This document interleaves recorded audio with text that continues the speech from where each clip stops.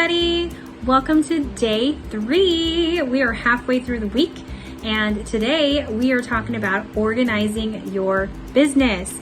So let me know if this is something that you could definitely use some help in your business, because I'm sure all of us could use some assistance when it comes to organizing our time, organizing our parties, how we structure everything, right? Our customers. There's just so much that goes into our business that it can be kind of overwhelming. And if you don't have a schedule, if you don't have checklists, if you don't have everything kind of together in like a planner / binder type situation, and you don't have everything organized, then sometimes everything can be kind of chaotic. And it's just really, really hard to stay consistent in your business. And I know that's a running theme. Hopefully you guys can see that's a running theme this week is consistency, because that's the goal. You want to be consistent. So we're going to be specifically talking about 3 areas of organizing your business. It pretty much breaks down to 3. Party prep, because it's huge, right? There's a lot that goes into party prepping. A power binder. Specifically, we're going to be talking about a power binder today and why I think it's way better than just a regular planner.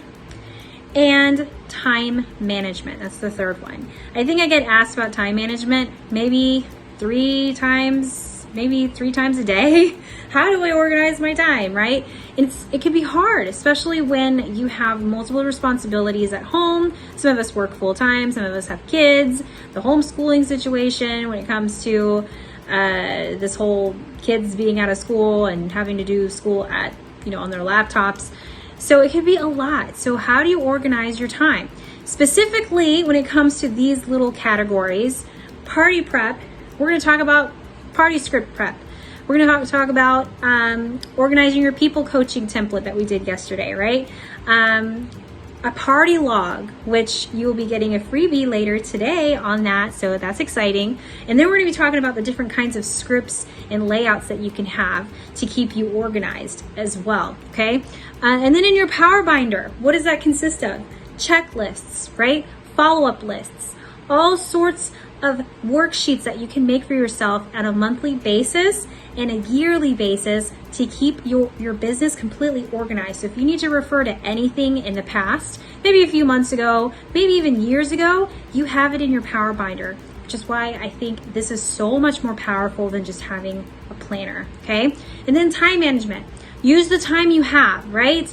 We don't need to put in 24 hours a day on our business, right? We got other things, other responsibilities that we are responsible for. So we're going to show you how to use the time that you have available, right? Be intentional about the time that you do have. And then create a weekly checklist for yourself to keep you motivated to stay on that time template that you create for yourself, right?